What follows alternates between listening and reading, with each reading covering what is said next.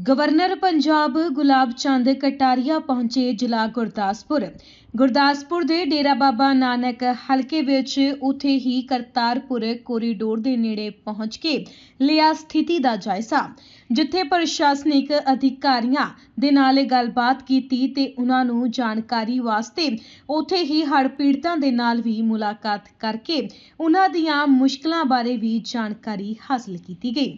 पत्रकारों के नाल गलबात करदियां होया गवर्नर ने आख्या कि वह खुद सड़की आवाजाई राही आए ने तां जो सारी स्थिति बारे खुद देख सकन। उन्हां मुताबक उन्होंने जो कुछ भी वेख्या है उस तो साफ जाहिर हुंदा पिया है कि सब तो वध प्रभावित जिला गुरदासपुर ਅਤੇ ਅੰਮ੍ਰਿਤਸਰ ਨੇ, जिथे किसानां दीयां ਜ਼ਮੀਨਾਂ ਦਾ ਵੱਡਾ ਨੁਕਸਾਨ ਹੋ ਚੁੱਕਿਆ ਹੈ ਤੇ ਇਸ ਦੇ ਨਾਲ ਹੀ ਹੁਣ ਤੱਕ 36 ਮੌਤਾਂ ਦਾ ਆંકੜਾ ਸਾਹਮਣੇ ਆ ਚੁੱਕਿਆ ਹੈ। ਪਸ਼ੂਆਂ ਦਾ ਵੀ ਬਹੁਤ ਵੱਡੇ ਪੱਧਰ ਤੇ ਨੁਕਸਾਨ ਹੋ ਚੁੱਕਿਆ ਹੈ। ਉਹਨਾਂ ਆਖਿਆ ਕਿ ਕੇਂਦਰ ਸਰਕਾਰ ਪੰਜਾਬ ਦੇ ਨਾਲ ਖੜੀ ਹੈ ਤੇ ਜਿਵੇਂ ਹੀ ਪਾਣੀ ਦਾ ਪੱਧਰ ਘਟੇਗਾ ਨੁਕਸਾਨ ਦਾ ਅਨੁਮਾਨ ਲਗਾਇਆ ਜਾਵੇਗਾ ਤੇ ਲੋਕਾਂ ਦੀ ਮਦਦ ਜ਼ਰੂਰ ਕੀਤੀ ਜਾਵੇਗੀ।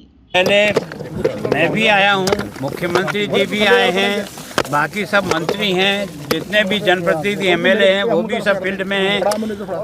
और मैं पिछले ये तीसरा दिन मेरा चल रहा है, तो मेरे हिसाब से भाई रोड भी निकले इसलिए कि ज़्यादा से ज़्यादा देखा जा सके, आँख से लोगों से मिला जा सके।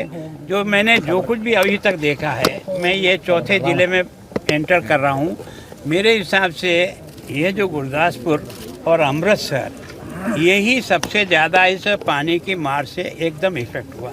वैसे तो नीचे सतलज वालों को भी है, क्योंकि पानी की क्षमता जितनी वहाँ है तो 2.5 लाख क्यूसेक जो है ना, एक तरह से भाखड़ा से भी छोड़ा है, पोंग का भी चल रहा है। लेकिन सबसे ज़्यादा आपकी सिरावी में, क्योंकि ये बंधे टूटने के कारण से जो कभी सोचा नहीं था कि इतना पानी बह के आएगा, तो ज़्यादा से ज़्यादा 98 में आया, 98 में आया। उस समय भी 88 में, उस समय भी जो है ना 11 लाख MCF से ज़्यादा पानी नहीं आया। अब की बार 14 से भी ऊपर क्रॉस कर गया, 14 लाख क्यूसेक। तो उसके कारण से एरिया भी बहुत ज़्यादा समृद्ध हुआ, लोगों की बस्तियों में भी बहुत पानी भरा। एक तरह से लोगों को बाहर निकालने के लिए जो भी तर्क हो सकता है, ड्रोन से भी एग्जामिन किया, लोगों को लिफ्ट करने के लिए एयरफोर्स का भी काम में लिया, कुछ और जो साधन हमें मिल सकते थे उन सब से निकाला। भगवान की शुक्र है और आप सब लोगों के भी भगवान में आस्था है कि मानव डेथ जो है ना, वो इस सारे के सारे 12 ज़िले में इतना अधिक फ्लड होने के बाद भी अभी तक 36 कैजुअल्टी लिस्ट पर आई है। हो सकता है कुछ अभी नहीं आई होगी और पशुधन को भी भारी नुकसान हुआ है। लेकिन ये सब देखने के बाद एक बार तो तुरंत इनकी जो है व्यवस्था, ताकि इनको भोजन, पानी, राशन, दवाई, इनके जानवरों को चारा, इनको बाकी सब चीज़ें मिले। मुझे बहुत प्रसन्नता है कि ये पंजाब मैंने पहली बार देखा कि जनता की तरफ से भी जितना सहयोग यहाँ हो रहा है उतना मैंने जन इन्वॉल्वमेंट पहले मेरे किसी स्टेट में नहीं देखा। मैं जिस रास्ते से भी गुजर रहा हूँ, लोग जो है ना ट्रैक्टर सामान भर कर के और डिस्ट्रीब्यूट करने के लिए अपने बूथे पर जा रहे हैं। प्रशासन भी मुस्तैदी से काम कर रहा है।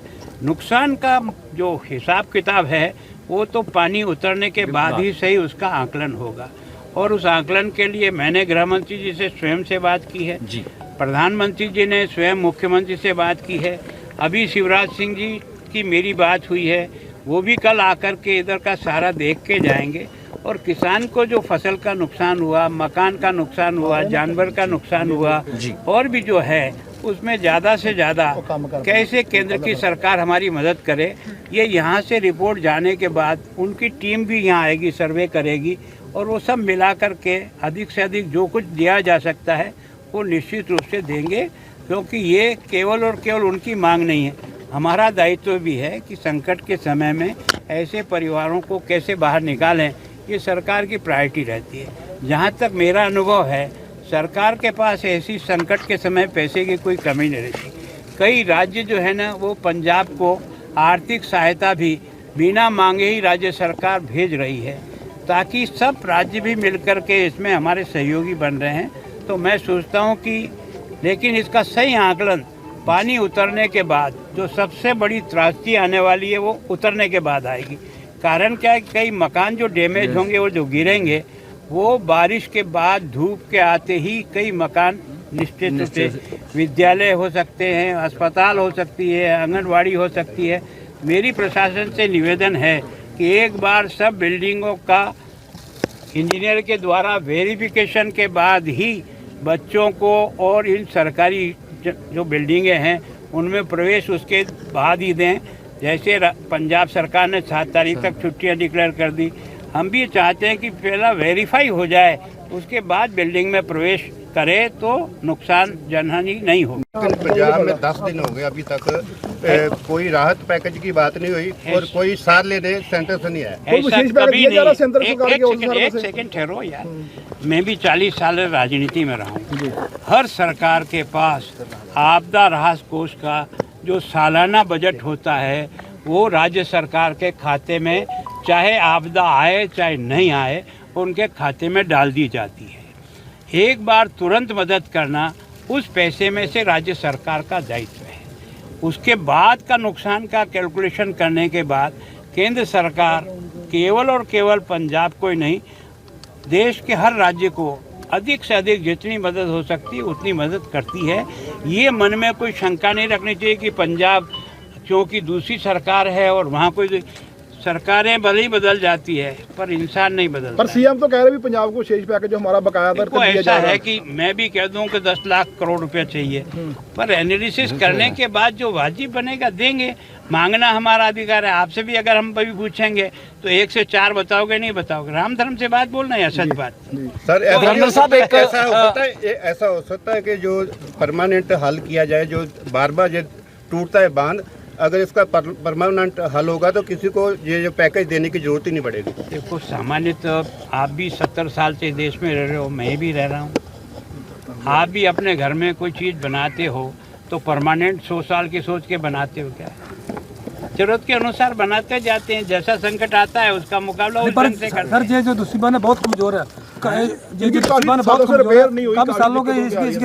देखो, ये सब चीजें हैं जो आज मांग रहे हो आप, ये जो है ना बहुत पहले आप लोगों को मांगना चाहिए ताकि सरकार की जिम्मेदारी बढ़े। मांग रहे पर